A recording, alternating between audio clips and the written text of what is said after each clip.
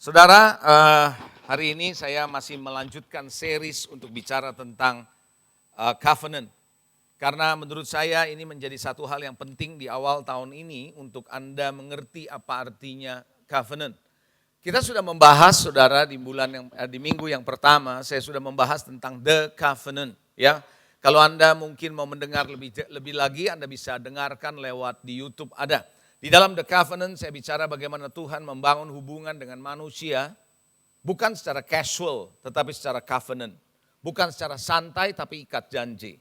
Ya, di dalam The Covenant saya bicara betapa pentingnya saudara membangun hubungan dengan generasi sebelumnya. Masih ingat itu?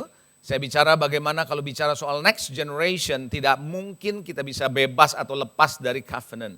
Karena Tuhan selalu mengingat perjanjiannya dengan Abraham, Ishak dan Yakub. Bicara soal previous generation, bicara generasi sebelumnya. Lalu saudara, bagaimana kita belajar kenapa pentingnya covenant? Waktu pertama saya bicara the covenant. Lalu minggu lalu saya bicara tentang entering into the covenant. Bagaimana saudara kita belajar apa artinya Yesus sebagai pintu dan kita masuk melalui pintu itu. Di sana saya bicara soal my covenant, pertama kali disebutkan adalah kata bahasa aslinya adalah briti, menggunakan kata briti. Masih ingat itu ya saudara? Di mana artinya kepala laki-laki dengan tangan-tangan yang tersalib, yang penuh dengan luka. Saudara, itu bicara soal Yesus. Dan kalau Anda mau tahu lebih jauh lagi, Anda bisa dengarkan ya sekali lagi. Dan bagaimana kita bisa masuk di dalam ikat janji. Minggu lalu saya bicara soal percaya, respect and honor, betul? Dan bicara soal taat. Nah hari ini saya akan bicara tentang blessing of the covenant. Saya akan bicara soal berkat dari ikat janji. Kita bukan cuma sekedar ngerti apa itu ikat janji, masuk dalam ikat janji, but we have to know about the blessing of the covenant. Ya. Nah saudara, tentu sebelum itu saya akan masuk dulu sedikit, kok saya digerakkan untuk membahas sedikit. Karena kalau bicara covenant, kita juga perlu bicara soal blood covenant. Kita juga perlu bicara soal ikat janji atau perjanjian darah, saudara. Ini penting, saudara, ya. Nah, saya masuk aja dengan supaya agak cepat, tetapi supaya saudara bisa mengerti. Bicara soal perjanjian darah, itu bicara yang sangat dalam, saudara, sebenarnya. Tapi saya perlu introduce kepada Anda untuk mengerti apa itu perjanjian darah. Kalau Anda melihat, saudara, dari suku-suku yang ada di daerah-daerah banyak orang pakai ikat janji dengan darah. Bahkan mafia juga ikat janji seperti persaudaraan itu dengan darah. Kenapa itu penting? Nanti kita belajar saudara. Ya, kalau Anda juga tahu saudara seorang hamba Tuhan bernama David Livingstone yang ada banyak pelayanan di Afrika, mengikat janji dengan darah bersama dengan kepala suku yang ada di sana, saudara, dan luar biasa sehingga Injil bisa masuk. Saudara yang dikasihi, saya masih mau ingatkan sama saudara kembali mengenai kata berit. Masih ingat kata berit? Kata berit artinya apa? Menjembelih. Artinya apa? Memotong. Kalau menjembelih, memotong itu adalah binatang. Bicara soal sesuatu yang disembelih adalah binatang. Dan itu bicara adalah apa? Tumpahan darah ada di sana. Kalau Anda masih mengingat perkataan beriti, di situ dikatakan tangan-tangan yang tersalib luka-luka. Yesus mati di atas kayu salib, ada curahan darah yang keluar. Bahkan kalau Anda nonton Passion of the Christ, itu sebenarnya gambaran dari sebenarnya dari apa yang terjadi dalam tubuh Kristus. Dalam artian tubuh Kristus itu badannya, saudara. Bagaimana dia dicabik-cabik, saudara, karena itu darah kemana-mana. Sehingga mukanya kalau kita sebut nggak bisa dikenal lagi. Kenapa? Karena darah di mana-mana. Nah saudara, ketika Adam dan Hawa jatuh dalam dosa, apa yang dilakukan? Adam mencoba menutupi dirinya dengan apa? Daun pohon ara, betul? Anda tahu itu ceritanya? Pakai cawat daun pohon ara, otomatis dia bikin seperti itu saudara. Karena dia nggak tahu bagaimana harus dia lakukan. Nah, tetapi Tuhan membuat cawat yang lain dari kulit binatang. Dari situ kita bisa tahu saudara ada binatang yang dikorbankan oleh Tuhan. Sejak di Taman Eden, halo? Amin saudara. Karena Tuhan tidak mau mereka memakai daun pohon ara yang berasal dari tanah. Nanti Anda akan lihat saudara, kenapa saudara Tuhan menciptakan binatang, karena Tuhan mau memakai darahnya untuk menjadi contoh, untuk menjadi pengertian buat saudara kenapa darah Yesus begitu penting saudara. Halo? Mari kita buka firman Tuhan saudara di dalam Kejadian 3 ayatnya yang ke-7, nanti kita lompat ke ayat 21 saudara. Ya. Kejadian 3 ayat 7, Dan kemudian ayat 21, saya bacakan saudara, maka terbukalah mata mereka yaitu Adam dan Hawa ketika mereka makan pohon atau buah dari pohon yang dilarang oleh Tuhan. Buah pengetahuan yang baik dan yang jahat saudara ya. Mata mereka berdua, terbuka mata mereka berdua, mereka tahu bahwa mereka telanjang. Lalu mereka menyemat daun pohon ara dan membuat cawat. Dia menutupi dirinya, otomatis dia sekarang tahu-tahu tiba-tiba dia tahu kalau dirinya telanjang. Maka dia tutupi dirinya dengan apa? Daun pohon ara, membentuk cawat. Tapi ayat 21 firman Tuhan bilang begini, dan Tuhan Allah membuat pakaian dari apa? Kulit binatang untuk manusia dan untuk istrinya, lalu mengenakannya kepada mereka. Jadi bukan manusia yang mencoba menutupi dirinya dengan pakaian yang dia buat sendiri, tapi Tuhan yang harus menutupi dirinya. Kayaknya Anda nggak ngerti saudara. Saya baca ulang ayat 21. Tuhan Allah membuat pakaian dari kulit binatang, artinya kalau dari kulit binatang ada binatang yang dikorbankan. Ada binatang yang dikorbankan berarti ada darah. Dan ketika kulitnya dipakai berarti di kulit itu masih ada darah. Masih ada darah. Dan Tuhan di situ dikatakan bahwa kemudian manusia dan untuk istrinya lalu mengenakannya kepada mereka. Lalu saudara kulit itu dipakaikan kepada manusia. Yang pakaikan siapa? Halo? Yang pakaikan siapa? Tuhan. Saudara, Anda nggak bisa memakai sesuatu buat dirimu sendiri kok. Harus Tuhan yang pakaikan. Dan ada kemungkinan, saya nggak tahu di Alkitab nggak ngomongin saudara. Ada kemungkinan saudara itu masih fresh blood. Darahnya masih segar, saudara, ketika dia dipakaikan pakaian itu. Bisa saja. We don't know, saudara. Tapi satu hal yang saya sangat percaya adalah ketika orang jatuh dalam dosa, Tuhan lagi mau kasih tahu kira-kira sama Adam kalau saya baca. Kalau manusia jatuh dalam dosa, yang diperlukan adalah darah binatang. Halo? Yang dibutuhkan darah binatang. Bukannya membuat kegiatan-kegiatan baru atau berbuat baik. Kayaknya Anda nggak ngerti apa yang saya maksud. Ketika manusia berbuat dosa, Tuhan lagi memberikan signal kepada manusia. When you sin, ketika engkau rebel terhadap aku, ketika engkau memberontak, ketika engkau berdosa, yang engkau perlukan pertama-tama adalah darah.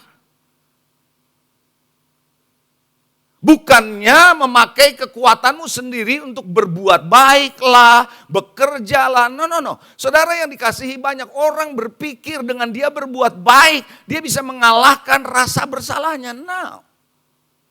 Nggak bisa, harus darah Yesus. Harus ada darah di situ, ada unsur darah.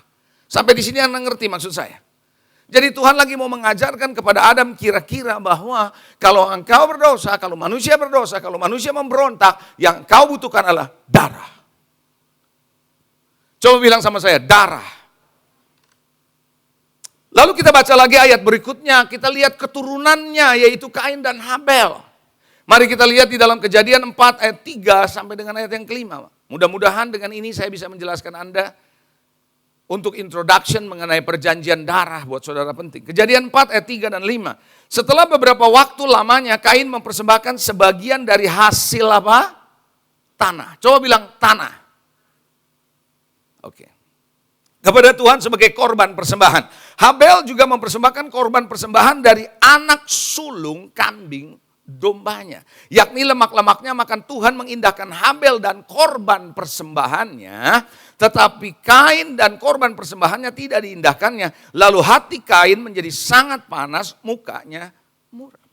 Saudara, tahukah saudara, dia lupa bahwa papanya Adam, Hawa justru mati karena makan hasil buah dari tanah. Kayaknya Anda nggak nangkep nih.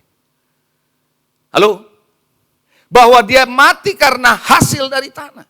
Dan itu sebabnya Tuhan menggantikan itu dengan binatang, yaitu darah. Saya tidak tahu apakah saudara Adam menjelaskan kepada Kain dan Habel soal darah. Tetapi pastinya ada satu hal namanya Habel bisa ngerti ini bahwa mempersembahkan korban karena di situ ada unsur darah. Bapak Ibu Saudara yang dikasihi. Jangan pernah kita beranggap enteng yang namanya korban darah ini. Kenapa Tuhan bilang begini? Nggak ada di slide ya. Kenapa Tuhan bilang begini ketika Tuhan mau membawa bangsa Israel keluar dari Mesir? Di yang terakhir adalah anak sulung mau dibantai semua. Masih ingat cerita itu, saudara? Lalu Tuhan berkata kepada bangsa Israel, pasti korbankan kambing, persembahkan kambing, lalu ambil darahnya, taruh di atas pintu, lalu di kusennya, kemudian diusap dengan darah. Lalu nanti akan ada malaikat maut lewat, ketika dia lihat darah dia lewat. Tapi dia nggak lihat darah, mati soalnya anak yang ada di sana. Lalu Tuhan berkata bahwa ingat Musa, ini kamu harus ingat sebagai ketetapan sampai selama-lamanya. Anda boleh lihat nanti di Kejadian 12 ayat 24. Catat, Kejadian 12 24. Tuhan berkata bahwa kamu harus pegang ini sebagai ketetapan sampai selama-lamanya bagimu dan bagi anak-anakmu. Apa ya? Nanti kita akan lihat, saudara. Bapak, Ibu, Saudara yang dikasih Tuhan, Tuhan bilang ini perjanjian darah, kamu harus pegang selama-lamanya. Saudara, tahukah saudara tanda perjanjian antara Tuhan dengan Abraham apa? Sunat. Halo? Ketika terjadi penyunatan, yang terjadi adalah darah ada di situ. Betul? Oke, saya berhenti sebentar. Menurut Anda, papanya Ismail sama papanya Ishak sama atau enggak? Yang bilang sama angkat tangan. Oke, yang bilang beda angkat tangan. Cuma satu orang yang berani angkat tangan. Yang bisa angkat tangan. Nama bapaknya Ismail siapa? Apa? Abram. Nama papanya Ishak siapa? Abraham, sama enggak? Orangnya sama tetapi terjadi perubahan. It's like Jacob berubah menjadi Israel. Itu sebabnya nanti Anda akan belajar bagian terakhir porsi yang kedua. Saya akan sampaikan bahwa the blessing of the covenant, you will be changed. Siapa bilang, saudara, orangnya sama tetapi punya karakter yang berbeda. Yang membedakan mereka cuma satu kata, ha. Abram menjadi Abraham, ha. Apa itu ha? Ha dalam kata Ibrani-nya adalah Yahweh. Saudara, itulah sebabnya dengan baik-baik. Now you are mine. Engkau menjadi perjanjianku. Halo? Saudara nangkep gak? Mulai lihat gak di sini? Ngerti ya? Nah, sekarang kita masuk. Kenapa darah? Sekaligus saya mau jelaskan sama saudara. Jangan suka makan darah. Ya, bagi Anda yang masih suka makan darah, stop it. Minum darah. Nanti Anda akan lihat. Kenapa mesti darah? Saudara tahukah saudara di dalam darah itu ada nyawa? Nyawa binatang, nyawa makhluk, nyawa saudara itu ada di dalam darah. Saudara tahukah saudara darah itu kalau di perusahaan-perusahaan suka bilang itu cash flow. Kalau kehabisan cash flow itu sama seperti orang kehabisan darah. Ngerti saudara? Jadi darah itu di dalamnya ada nutrisi. Di dalam darah itu ada nutrisi, di dalam darah itu ada penyakit. Anda nangkap maksud saya? Saudara sadar atau tidak sadar seluruh tubuh ini berjuang untuk supaya darah di dalam saudara punya metabolismenya bagus. Makanya anak muda dengan metabolisme masih bagus darahnya, itu sebabnya tanda-tanda kolesterol enggak sebanyak orang yang di atas umur 40-50. Karena metabolismenya sudah enggak seperti dulu, organ tubuhnya tidak seperti waktu awal. Sebab semua organ tubuh bekerja supaya darah berjalan dengan baik. Halo, Anda ngerti maksud saya? Kenapa saudara yang dikasih Tuhan di dalam masa pandemi seperti ini, pentingnya yang namanya antibody untuk melawan segala yang namanya virus. It's about your blood. Itu bicara soal darah saudara. Amin saudara. Makanya kenapa saudara kalau orang sudah kena luka darahnya keluar perlu transfusi. Walaupun yang lainnya masih baik tapi kalau darahnya habis modar atau modar. ya mati juga, saudara. Itu sebabnya kenapa darah menjadi sangat penting. Mari kita lihat Imamat 17 ayat 10 dan 11, lalu kemudian ayat 14. Imamat 17 ayat 10 dan ayat 11, lalu ayat 14. Setiap orang dari bangsa Israel dan orang asing yang tinggal di tengah-tengah mereka, yang makan darah apapun, kata Tuhan, aku sendiri akan menentang dia dan melenyapkan dia dari tengah-tengah bangsanya. Dari sini Anda sudah tahu, jangan minum darah, jangan makan darah, oke? Karena nyawa makhluk ada di dalam darahnya, dan aku telah memberikan darah itu kepadamu di atas mezbah untuk mengadakan perdamaian bagi nyawamu, karena darah mengadakan pendamaian dengan perantaraan nyawa. Jadi nyawa yang berdosa butuh darah, itu sebabnya saudara, Tuhan membuat planning ke depan tentang Yesus, tapi dia pakai binatang untuk menjadikan bagian untuk pendamaian dosa manusia. Anda nangkap maksud di sini? Nah, ketika binatang dibawa, ketika disembelih, dipersembahkan kepada Tuhan, darahnya dipercikkan, maka apa yang terjadi? Dia ditahirkan selama 1 tahun. Tapi tahun depan harus bawa lagi korban. Tapi Yesus berkata, akulah korban yang sempurna itu dan selama-lamanya, sekali untuk selama-lamanya. Anda ngerti maksud saya? That's why the blood covenant itu powerful. Jadi saudara, ketika Adam dan Hawa jatuh dalam dosa, maka seluruh blood systemnya sudah tercemar dengan apa? Dosa. Mewarisi dosa. Maka itu saudara, ketika saudara dan saya sebagai keturunan Abraham, keturunan Adam maksud saya, saudara, sebelum kita menerima Yesus, kita mewarisi dosa. Makanya jangan heran anak kecil nggak perlu diajarin bohong, dia bisa bohong. Lebih susah ngajarin anak kecil untuk ngomong apa adanya jujur benar daripada suruh ngomong bohong. Anda ngerti maksud saya? Kenapa mereka bisa dengan cepat belajar bohong walaupun belum sekolah? Karena dia mewarisi dosa.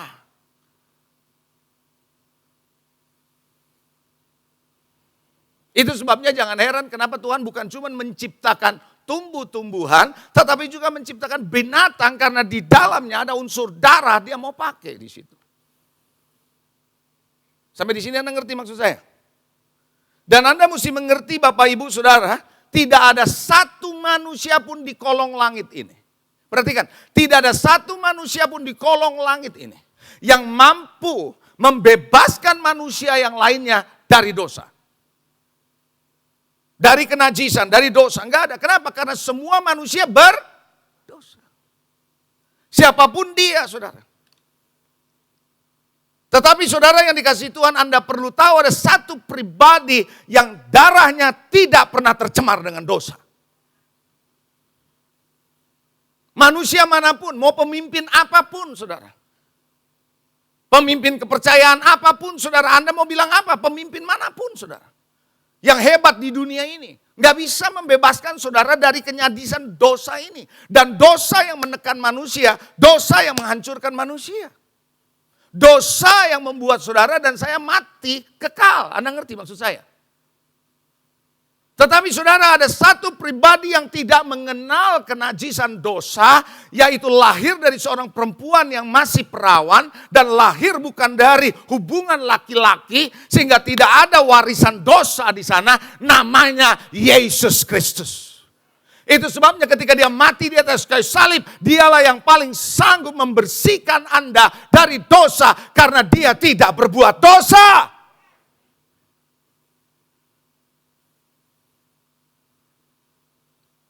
Sampai di sini Anda mengerti enggak? Coba yang mulai mengerti lambaikan tangan. Itu sebabnya saudara, kenapa Tuhan bilang jangan makan darah? Karena Tuhan akan membuat sebuah perjanjian baru. Inilah perjanjian baru yang dimeteraikan oleh darahku. Makanya setiap kali perjamuan kudus, Anda waktu minum anggur, Anda bukan cuma sekedar ritual minum anggur, Anda harus tahu inilah mewakili darah Yesus.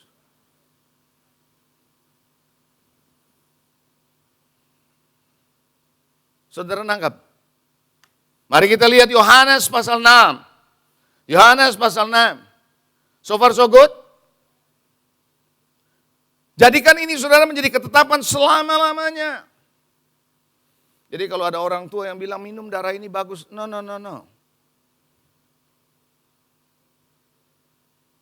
Haleluya. Darah Yesus. Katakan amin. Serius saudara. Kadang-kadang kita ini kurang paham Alkitab. Ya. Oke, Yohanes 6 ayat 54-56. Barang siapa makan dagingku dan minum darahku, kata Tuhan, ia mempunyai hidup yang kekal dan aku akan membangkitkan dia pada akhir zaman. Bukan berarti saudara minum darah dalam artian sebenarnya. Tapi Tuhan lagi berkata, darahku ini yang mewakili seperti binatang, yang mewakili darah itu. Sehingga malaikat maut ketika lewat di Mesir, lihat ada darah, dia tidak akan masuk ke rumah itu. Anda paham maksud saya? Dan aku akan membangkitkan dia pada akhir zaman, sebab dagingku adalah benar-benar makanan dan darahku adalah benar-benar minuman. Jadi waktu Anda minum cawan yang berisi anggur itu, Anda harus tahu ini adalah persekutuan Anda dengan apa? Darah Yesus. Yang telah menyucikan saudara, yang telah menahirkan saudara, yang telah menebus saudara, yang telah membeli saudara. Anda mesti mengerti makanya kenapa darah Yesus itu powerful. Tahukah di kitab Wahyu berkata bahwa iblis pendakwah itu telah dikalahkan dan dikalahkan oleh apa? Darah anak domba itu. Jadi Tuhan berkata darah Tuhan jangan main-main saudara. Makanya dulu zaman-zaman Pentakosta tahun 79-80 ada lagunya bukan? Ada kuasa dalam darahnya, darah domba Allah. Ada kuasa dalam darahnya, darah anak domba Allah. Emang apa itu lagu sembarangan? Saudara kadang-kadang lagu yang simple itu adalah ditarik dari ayat firman Tuhan. Betul saudara. Tahukah saudara lewat satu orang pemberontakan di Taman Eden semua manusia berdosa. Betul saudara. Tapi oleh karena satu pribadi yang taat semua manusia bisa diselamatkan lewat dia.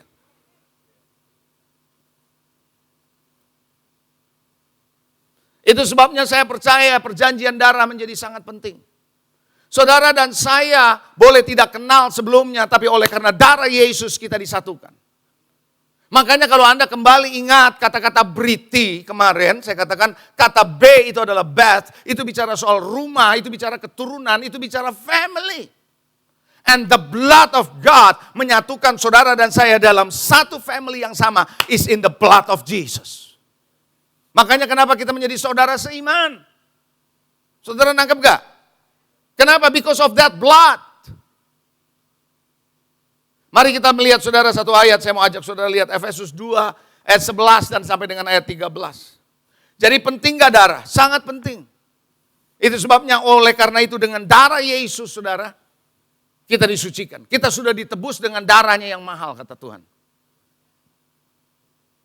Kenapa? Karena dia tidak dosa. Tidak berbuat dosa tapi dijadikan dosa seolah-olah dia berdosa sehingga matinya dengan cara begitu. Itu adalah penjahat itu kalau mati caranya begitu. Mereka menganggap seperti itu. Tapi dia punya darah adalah darah yang tidak pernah berdosa. Efesus 2 ayat 11 sampai dengan ayat 13. Karena itu ingatlah bahwa dahulu kamu, saudara dan saya dulu nih, orang-orang bukan Yahudi menurut daging yang disebut orang tidak bersunat. Oleh mereka yang menamakan dirinya sunat. Yaitu sunat lahiriah yang dikerjakan oleh tangan manusia. Ingat saudara, perjanjian antara Allah dengan Abraham adalah sunat. Ketika terjadi penyunatan maka namanya berubah menjadi Abraham.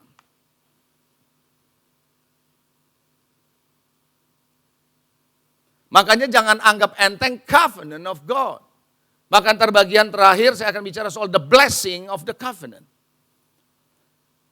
Saya bacakan ayat 12. Pada waktu itu kamu tanpa Kristus, saudara dan saya tanpa Kristus, tidak termasuk kewargaan Israel dan tidak mendapat bagian dalam ketentuan-ketentuan yang dijanjikan. Dalam bahasa Indonesia ketentuan-ketentuan yang dijanjikan, waktu saya cek dalam bahasa Inggrisnya, itu bicara all the covenant of promise.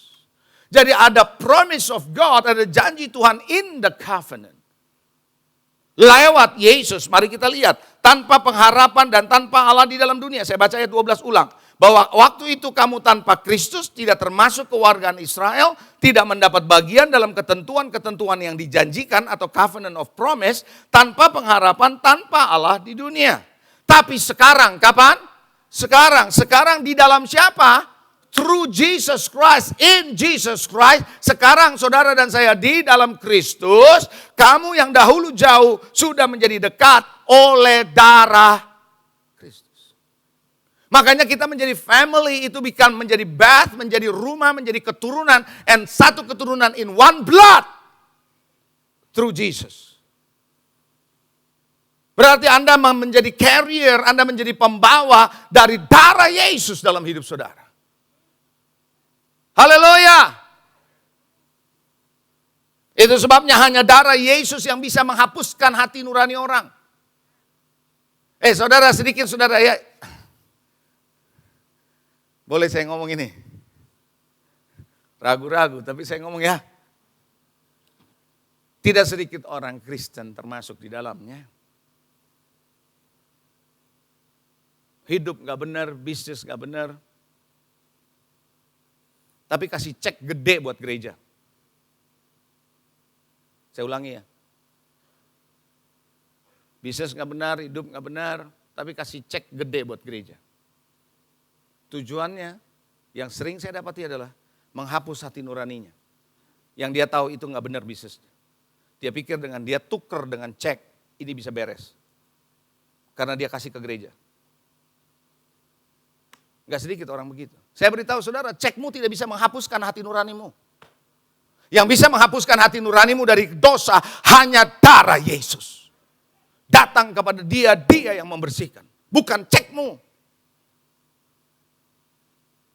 Gereja boleh gak terima ceknya? Boleh.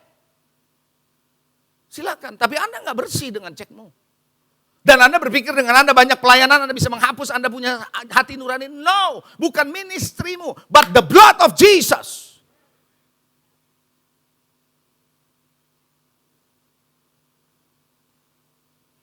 Saya percaya saudara, itu sebabnya saudara, iblis ditaklukkan oleh karena apa? Darah Yesus. Kenapa? Iblis yang mau coba membunuh setiap anak sulung ketika dia lihat darah, dia gak bisa. Itu sebabnya darah itu yang berkuasa. Haleluya. Ada amin. Do you know the power of the blood? Paling tidak Anda mulai menangkap ini. Nangkap ya. Sampai di sini jelas ya. Memang untuk lebih dalam lagi harus ada teaching khusus untuk ini. Tapi paling tidak saya mau bicara. Karena bicara covenant kita gak boleh lepas dari blood covenant. Kita gak bisa lepas dari perjanjian darah dengan Tuhan. Ya itu sebabnya saudara, bahkan gereja yang namanya gereja setan pun mengikat janji dengan darah. Karena saudara banyak orang, coba lihat saudara, kepercayaan tertentu juga darah saudara. Kenapa mereka ambil? Karena ambil dari konsep ini, darah Yesus. Tapi darah-darah yang lain tidak bisa menyelamatkan. Darah binatang tidak bisa menyenangkan Tuhan. Tapi hanya darah Yesus sebagai imam besar, sekali dan selama-lamanya, sebagai korban yang sempurna, itu yang menyenangkan hati Tuhan. Katakan amin. So far so good? Jelas sampai di sini? Now, sekarang saya akan masuk, the blessing of the covenant. Saya akan masuk bicara soal berkat dari perjanjian ini. Berkat dari ikat janji ini. Anda masih bisa tetap bersama dengan saya? Oke? Kita lihat Kejadian 17. Kejadian 17. Ayat 1 sampai dengan ayat yang ke-8. Ketika Abram berumur 90 tahun, maka Tuhan menampakkan diri kepada Abram dan berfirman kepadanya, "Akulah Allah yang maha kuasa, hiduplah di hadapanku dengan tidak bercela. Aku akan mengadakan perjanjian antara aku dan engkau. Aku akan membuat engkau" apa? Sangat banyak. Coba bilang sangat banyak. Sekali lagi sangat banyak. Lalu sujudlah Abram dan Allah berfirman kepadanya, dari pihakku, inilah perjanjianku dengan engkau. Engkau akan menjadi apa? Bapa sejumlah besar bangsa. Wow, luar biasa, the covenant of God. Lalu dikatakan karena itu namamu bukan lagi Abram, tetapi Abraham, karena engkau telah kutetapkan menjadi bapa sejumlah besar bangsa. Aku akan membuat engkau beranak cucu sangat banyak. Engkau akan kubuat menjadi bangsa-bangsa. Dan daripada mula akan berasal raja-raja. Jadi raja-raja berasal dari mana? Dari mana? Saudara benih Abraham. Keturunan Abraham. Oke, kira-kira sudah nangkep ya? Lanjut saudara. Aku akan mengadakan perjanjian antara aku dengan engkau serta keturunanmu turun-temurun menjadi perjanjian yang kekal supaya aku menjadi Allahmu dan Allah keturunanmu. Itu sebabnya nggak lucu kalau Anda sebagai keluarga Kristen, orang tua Kristen tidak mengajarkan anak-anakmu masuk dalam covenant of God. Karena ini adalah perjanjian kekal. Jangan cuma mendorong mereka menjadi orang yang berhasil, sukses di bisnis, sukses di pekerjaan. Walaupun itu nggak salah, tapi Anda juga harus dorong mereka masuk dalam covenant-nya Tuhan. Do you understand? Anda bukan cuma dorong mereka masuk dalam ministry pelayanan, tidak. Tapi Anda harus bawa mereka masuk dalam covenant-nya Tuhan.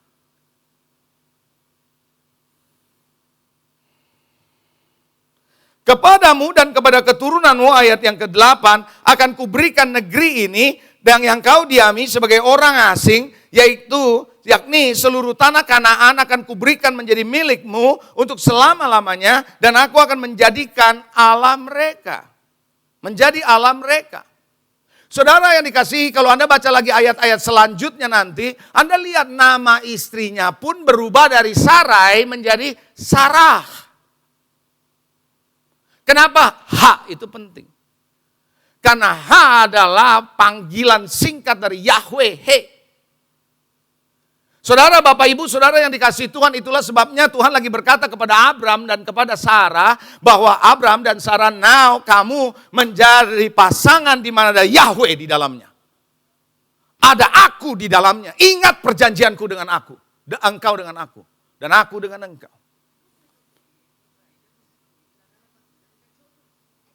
Wis, ini apa ini? Tolong ada yang tembus di sini. So, baik, mari kita akan melihat. So, Anda sudah mengerti ya, membaca ayatnya tadi ya. Dan sekarang saya membuat rangkuman dari ayat-ayat tadi, apa saja blessing dari covenant. You want to get the blessing from the covenant? Siap? Nomor 1 adalah reposition. Nomor 1 adalah reposition. Maka Abram diposisikan ulang menjadi Abraham. Perjanjian darah adalah membuat saudara pindah posisi dari maut kepada hidup. Dari yang Anda seharusnya menuju kepada kematian kekal, Tuhan pindahkan saudara kepada kehidupan kekal. Saudara nangkap di sini. Tahukah saudara, dengan covenant Anda akan mendapat akses, direct access to the source. Anda mendapat direct access kepada sumber utamanya, yaitu Bapa, bukan cuman resources. Bahasa Inggris source is sumber utamanya. Resources bahasa Indonesianya adalah sumber daya. Bapak, Ibu, Saudara, banyak manusia hanya mencari resources tapi lupa the source. The source of your life, sumber utama dari hidupmu adalah Bapa di surga. Dan itu sebabnya through Jesus Christ, ketika dengan kematiannya Anda direposisikan, yang Anda tadinya terputus dengan surga, now you can have the direct access. Abram artinya Bapa yang ditinggikan, Bapa yang dimuliakan. Tapi ketika dia menjadi Abraham, artinya menjadi Bapa banyak bangsa. Ada terjadi posisi ulang. Boleh pinjam kursi satu? Itu aja, kursi itu aja di sebelah itu. Gak apa-apa. That's okay.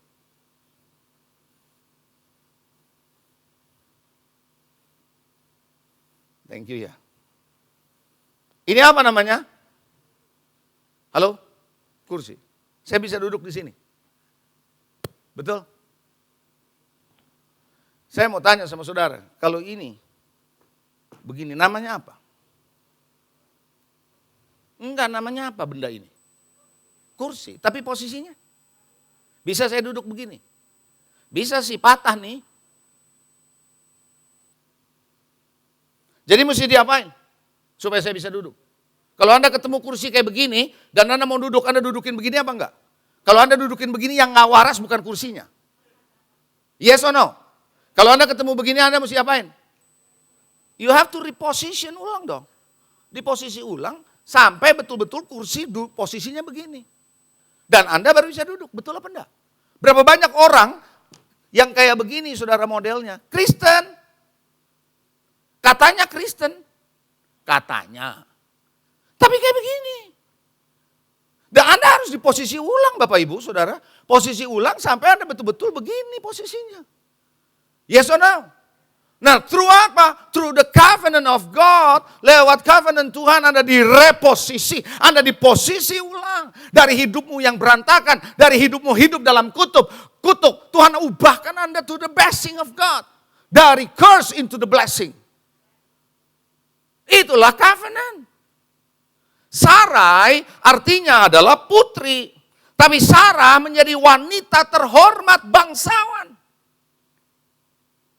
So ketika Anda punya nama Sarah, Anda mesti tahu you represent somebody.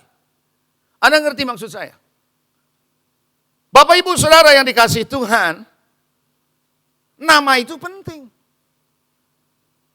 Saya mau tanya, mau nggak kalau kita disebut? Kamu namanya, lu namanya kucing mau? Nggak mau kan? Lu namanya monyet mau? Begitu nggak lu? Itu si monyet mau begitu? Nggak mau. Why?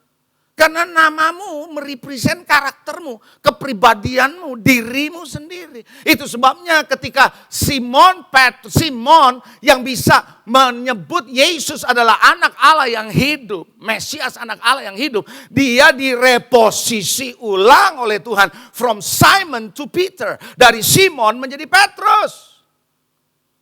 Simon artinya mendengar, banyak dengar, makanya kalau banyak dengar tuh ya jadi bingung, suka nggak jelas, ngerti saudara? Suka kemana-mana gitu. Tapi diganti menjadi Peter is the rock. Itu akan menjadi batu karang yang tidak gampang digoyahkan. Direposisi ulang. Saya berdoa supaya saudara Anda masuk dalam covenant of God. Anda diposisikan dalam posisinya Tuhan.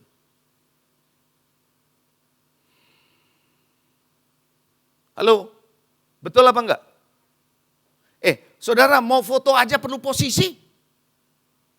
Coba lihat, udah bagus belum posisinya, betul gak gitu? Coba ibu-ibu.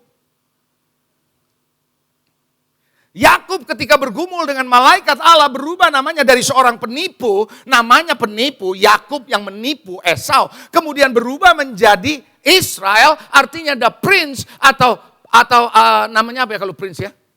Pangeran yang sudah menang. Bergumul dengan Allah, berubah. Saya mau berkata kepada saudara, saudara ini berubah, posisi saudara berubah, bukan dari posisi yang kalah, bukan sama dengan dunia ini, tapi Anda menjadi orang yang berbeda dari dunia ini, orang yang berkemenangan, orang yang hidup dalam blessing of God. Anda tidak lagi hidup secara natural, tapi Anda hidup secara supernatural. Saudara nangkep gak sih?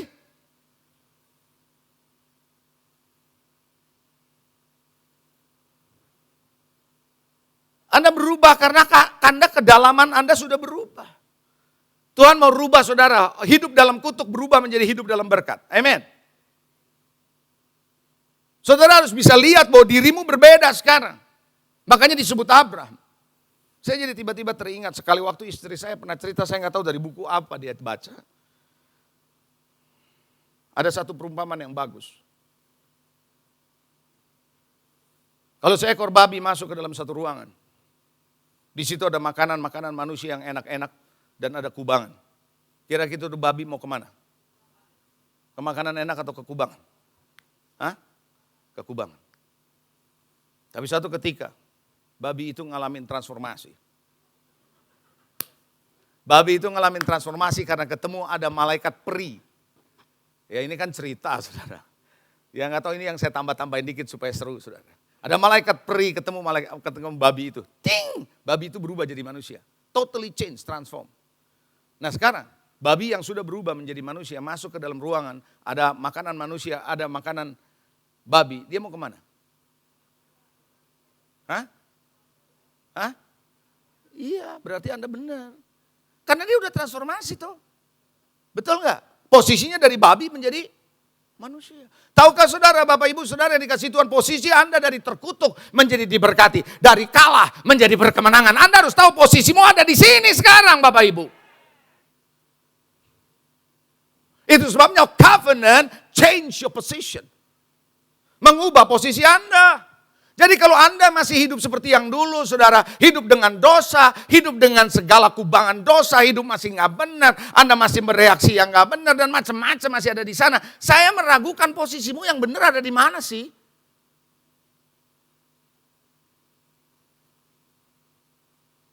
Halo, ada amin. That is the number one, saudara, reposisi. Oke, kemarin saya pernah nyelip sedikit, saudara, ya mengenai persepuluhan ya, minggu lalu ya. Hari ini saya masuk lagi sedikit.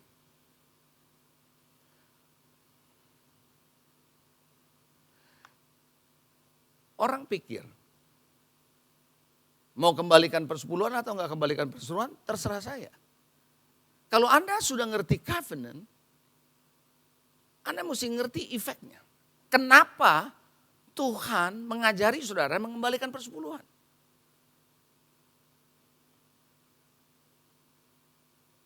Saya perlu masuk di sini sedikit buat saudara, supaya saudara ngerti. Oke, Anda siap? Anda siap? Saya bacakan ya. Maleakhi 3 ayat 7. Saya nggak bacain semua, nggak ada juga di slide saya soalnya. Maleakhi 3 ayat 7. Saya baca ya. Sejak zaman nenek moyangmu, kamu telah menyimpang dari ketetapanku dan tidak memeliharanya. Jadi mereka memisahkan diri, berjalan out of the covenant of God. Mereka keluar dari sana, kembali kepadaku, now return to me, balik kepadaku. Maka aku akan kembali kepadamu, firman Tuhan semesta alam. Tapi kamu berkata dengan cara bagaimana kami harus kembali. Now how I can come back to your covenant? Menarik saudara ayat ini, Tuhan bilang through your tithes, melalui persepuluhanmu. Aha. Saudara, saya adalah pendeta yang kurang suka mengatakan begini. Kalau kamu nggak kembalikan persepuluhan, kamu kena kutuk. Saya nggak suka tuh, kurang suka. Karena saya perlu jelasin saudara yang benarnya. Mau tahu yang benarnya nggak? Oke, gini ceritanya. Jauh sebelumnya dari cerita ini, di Taman Eden. Waktu manusia jatuh dalam dosa. Perhatikan baik-baik. Tuhan berkata apa? Terkutuklah tanah demi kamu. Pernah baca ayat itu? Curse is the ground for thy sake. Sejak itu, dengar baik-baik, sejak itu, apapun yang Anda kerjakan dari hasil tanah, dari keringatmu, karena itu ada keringat, is cursed. Tanpa Yesus, it's like curse. Anda ngerti maksud saya? Nah, waktu Yesus mati di atas kayu salib, dia berkata apa? Sudah selesai. Through his blood, lewat darahnya, lewat hidupnya, Tuhan mau pindahkan kamu, saya, saudara, dari curse economy to become the blessing economy from God. Saudara ngerti gak maksud saya? Siapa yang paham maksud saya di sini? So, kata Tuhan, when you return back the tithe, engkau sedang dibawa oleh Tuhan direposisi ulang secara ekonomimu from curse of the ground menjadi blessing of the Father.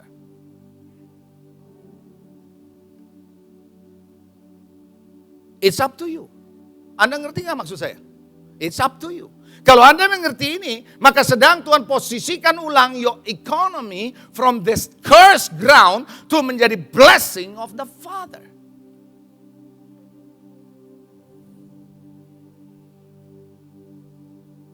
Makanya Tuhan mereposisi saudara dari yang hidupnya terbatas menjadi tidak terbatas. Dari hidup yang kematiannya kekal menjadi kehidupan yang kekal saudara. Dari kekalahan kepada kemenangan. Itu sebabnya through covenant hidupmu diposisikan ulang dalam Tuhan. Haleluya. Kalau Anda dah hidup dalam cursed, Anda nggak bisa melihat the blessing. Makanya waktu itu Anda takut untuk blessing ke sana. Makanya through the blood of Christ, lewat darah Yesus yang berkata sudah selesai, curse sudah selesai. Now I bring you back to the covenant of the Father. Kembali kepada ikat janji dengan Bapa. Maka Tuhan bilang kembalikan itu kepadaku. Anda ngerti maksud saya?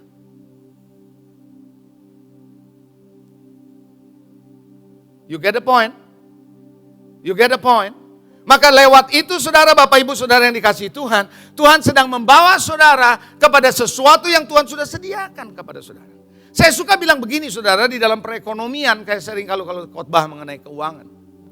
Ada berkat Tuhan, ada berkat Bapa. Berkat Tuhan, semua orang ngalamin. Mau Kristen, mau tidak. Karena saya percaya blessing is from God. Karena segala sesuatu datang dari Tuhan. Anda ngerti maksud saya? Karenanya Tuhan bilang, Tuhan menciptakan matahari bukan hanya untuk orang benar. Tetapi juga untuk orang berdosa. Tuhan turunkan hujan bukan cuma untuk orang benar, tapi juga untuk orang berdosa. Gak pernah ada hujan turun terus selesai di atas langit-langit tulis, khusus kalangan sendiri saja. Gak ada. Nggak ada matahari terbit terus ada tulisan di atas khusus kalangan sendiri saja. Nggak ada. Tetapi semua orang bisa ngalami, bahkan petani bisa ngalami as long as Anda ikutin cara-cara yang ada. But when you come to the blessing of the Father, ini berbeda ketika you have the covenant with the Father.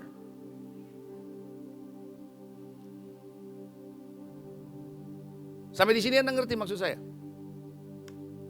Saudara tahu, yang namanya Ishak gali sumur di masa kekeringan berbual-bual terus. Hah? Betul? Tapi yang lain gali sumur gak pernah berbual-bual. Tapi kenapa dia gali sumur berbual-bual selama masa kekeringan? Kenapa ada Tuhan, ada covenant from the father of Abraham?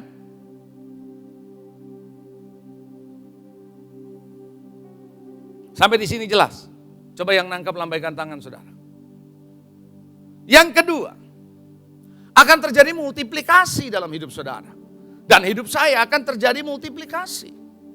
Multiplikasi bukan cuma sekedar jumlah, tapi multiplikasi bicara soal jangkauan pengaruh saudara. Engkau akan dibuat sangat banyak Abraham, bahwa engkau akan bermultiplikasi sedemikian rupa. Pengaruhmu akan berdampak secara luar biasa. Kalau bahasa ekonomi dikenal dengan nama multiplier effect, atau sebuah efek ganda yang perputaran keuangan yang bisa memutar sesuatu menjadi multiplier effect. Saudara, hal yang sama ketika engkau ada di dalam covenant of God. Tuhan mau buat Anda punya pengaruh juga jadi besar.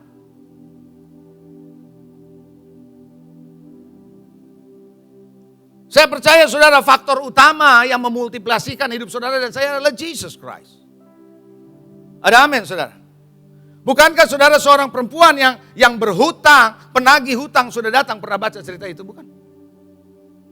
Debt collector bukan cuma sekarang, debt collector sudah ada di zamannya Elisa. Debt collector datang untuk mengambil kedua orang anaknya untuk bayar hutang. Karena di zaman itu anak bisa dijadikan budak, bisa dijual beli sebagai collateral, sebagai jaminan untuk utang yang gak bisa dibayar. Anda nangkap maksud saya? Tapi dia datang kepada Elisa, Elisa berkata apa? Di rumahmu ada apa? Ada buli-buli berisi minyak. Lalu pinjam bejana kosong dari luar. Buli-buli berisi minyak, terjadi multiplikasi.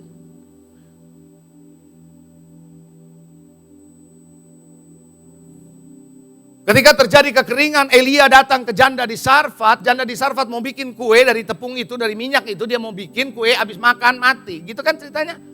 Tapi Elia berkata, berikan kepadaku, terjadi pelipat gandaan, terjadi multiplikasi. Sehingga di dalam masa kekeringan minyak tidak berhenti, tepung tidak pernah habis.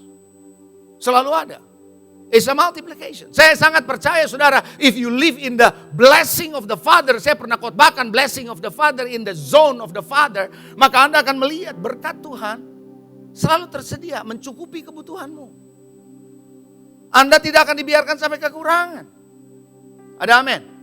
Sumur yang digali oleh Ishak berbual-bual. Padahal dia menggali sumur siapa? Sumur bapaknya, berbual-bual. Setiap sumur dia gali berbual-bual, terjadi multiplikasi. Tahukah saudara ketika di zaman Yesus ada 5 ketul roti dengan 2 ekor ikan diberi kepada Yesus, terjadi multiplikasi. Sumbernya adalah Tuhan, betul? Semalam-malaman Petrus dan rekan-rekan tidak dapat ikan, tetapi oleh karena perkataanmu kata Tuhan, terjadi multiplikasi. Saya percaya when you come into the blessing of God, maksud saya masuk dalam covenant-nya Tuhan, through Jesus.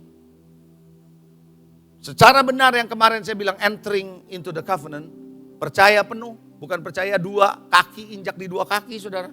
You believe in one, you will see the blessing. Ada amin. Yang ketiga, keturunan saudara dan saya akan menjadi pemimpin yang dihormati. Karena dari keturunanmu Abraham akan keluar raja-raja. Masih ingat cerita Jonathan Edwards dengan Max Jukes? Masih ingat? Bagaimana keturunan Jonathan Edwards menjadi wakil presiden yang ketiga di Amerika? Anda bisa dengar kembali.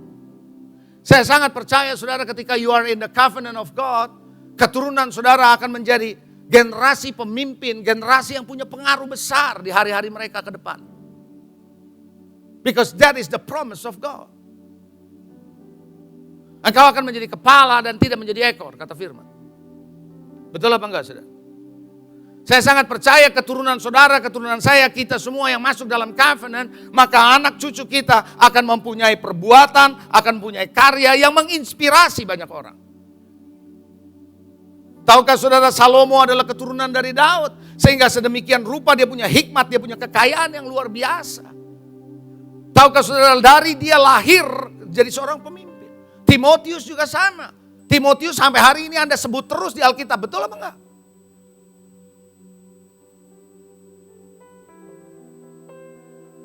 Haleluya. Terakhir yang keempat.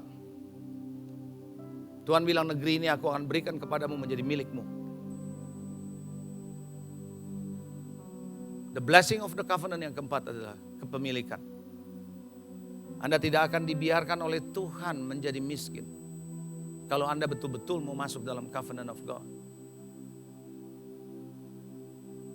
Bukankah ada ayatnya bilang begini, janganlah engkau katakan kekuasaanku dan kekuatan tanganku lah yang membuat aku jadi kaya. Tapi hendaklah engkau ingat akan Tuhan Allahmu yang memberikan kepadamu apa? Kekuatan untuk memperoleh kekayaan. Dengan satu maksud untuk meneguhkan ikrar sumpah covenant sebelumnya. So through the covenant Tuhan akan memberikan the power to get wealth. Bukan wealth-nya tapi the power to get wealth. Kemanapun Anda pergi Tuhan akan memberkati saudara.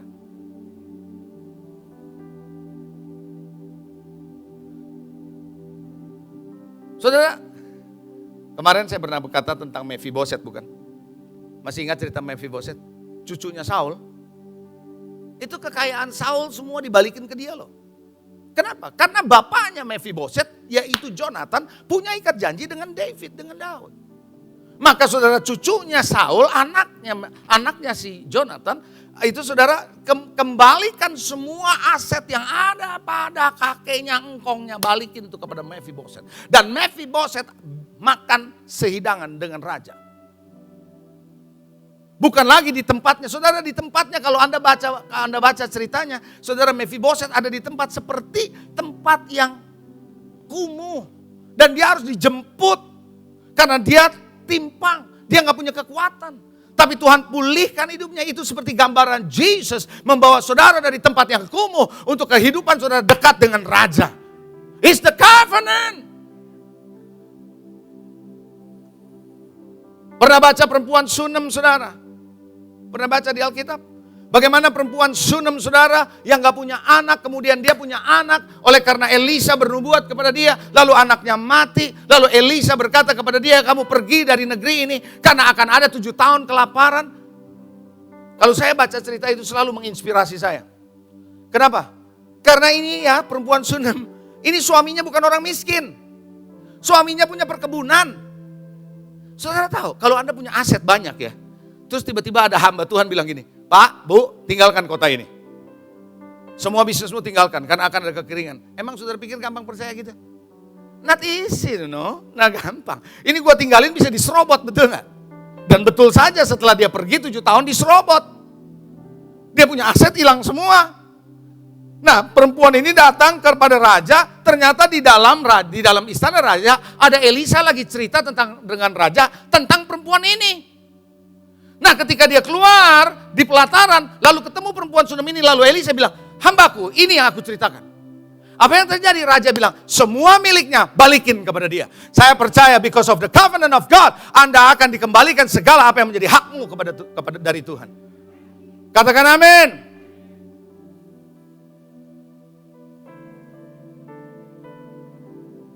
May the covenant of God belongs to you. Blessing of the covenant. Saudara perlu dengar ulang-ulang ikat janji ini. Mulai the covenant, entering into the covenant, blessing of the covenant. Ini adalah 3 minggu berturut-turut buat saudara untuk prepare you to enter 2022. Biar Anda lihat blessing of the Lord, berkat Tuhan adalah milik Anda.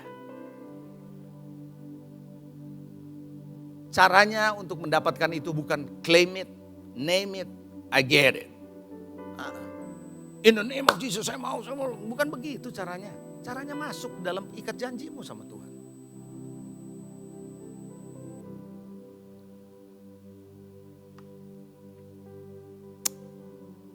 Mari Bapak Ibu, saya mau ajak saudara, jemaat di tempat ini khususnya, Anda mesti mengerti covenant dengan Tuhan.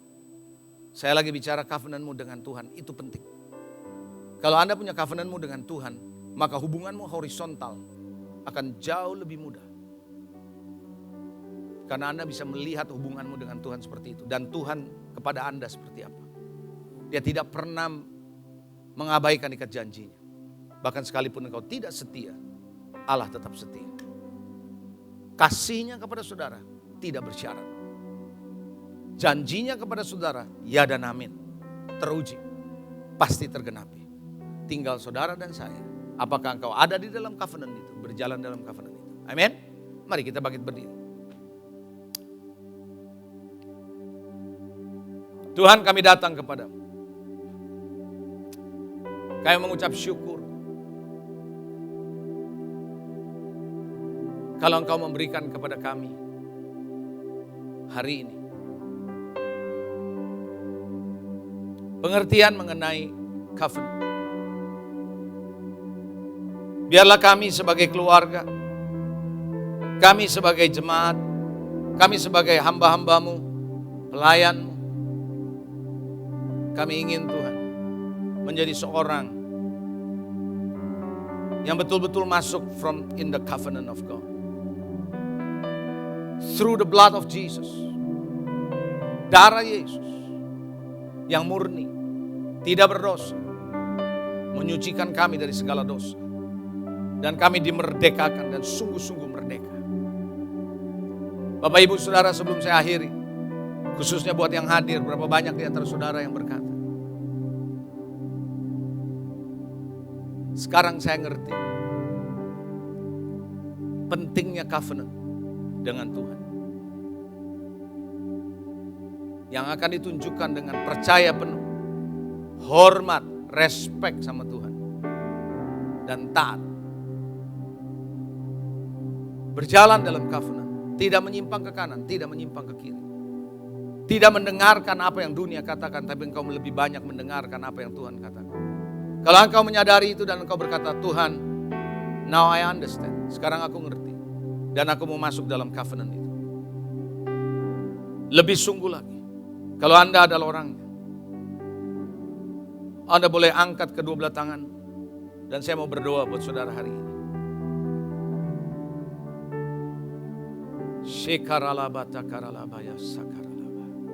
Tuhan, aku berdoa untuk kami semua yang sedang mengangkat tangan di hadapan-Mu hari ini. Kami menyadari bahwa covenant itu menjadi sangat penting antara kami dengan Engkau. Sebagai orang tua, sebagai opa, oma, kami mau belajar bagaimana kami mewariskan iman kepada anak cucu kami. Agar mereka connected to the same God. Mereka terhubung dengan Allah yang sama. Aku berdoa hari ini Tuhan, bagi kami yang hadir hari ini khususnya mengangkat tangan kami semua, kami percaya covenant of God, the blood covenant. Bukan cuma sekedar kami pahami, tapi menjadi bagian milik kami. Untuk kami hidupi, untuk kami jalani, untuk kami alami. Sehingga kami boleh lihat blessing of the covenant turun kepada anak cucu kami. Sehingga anak cucu kami tidak akan pernah meminta-minta roti. Anak cucu kami akan menjadi orang-orang yang dikenal di bangsa-bangsa bahkan. Lewat karyanya, lewat perbuatannya, lewat kehidupannya, orang bisa tahu ada Tuhan dalam hidup mereka. There is God. Di tengah kekeringan seperti Ishak, orang berkata, mari ikat janji dengan kami. Karena kami melihat ada Tuhan dalam hidup. May this is the prayer. Doa ini menjadi bagian dari setiap kita semua. Dan aku berdoa setiap keluarga, orang tua, anak, masing-masing kami, from generation to generation, kami mengikat janji dengan Tuhan Allah kami. Yesus Kristus, Bapa kami yang hidup. Terima kasih Tuhan, biarlah ikat janji ini menjadi bagian kami. Blessing after blessing from God. Dan kami dimerdekakan oleh sebab darah-Mu Tuhan. Terima kasih Tuhan. Mari Bapak Ibu Saudara, tetap angkat tangan. Saya akan berdoa dan kita akan akhiri doa ibadah ini. Kiranya Tuhan berkat-Mu menyertai setiap kami yang hadir maupun yang menyaksikan melalui streaming. May the blessing of the covenant, the blessing of the Father, the blessing of the Son, blessing of the Holy Spirit. Biarlah berkat dari Allah Bapa, kasih karunia dalam Yesus Kristus, persekutuan yang indah bersama Roh Kudus menyertai saudara dan saya saat ini sampai selama-lamanya. Yang percaya diberkati Tuhan katakan, Amin. God bless you. Happy Sunday.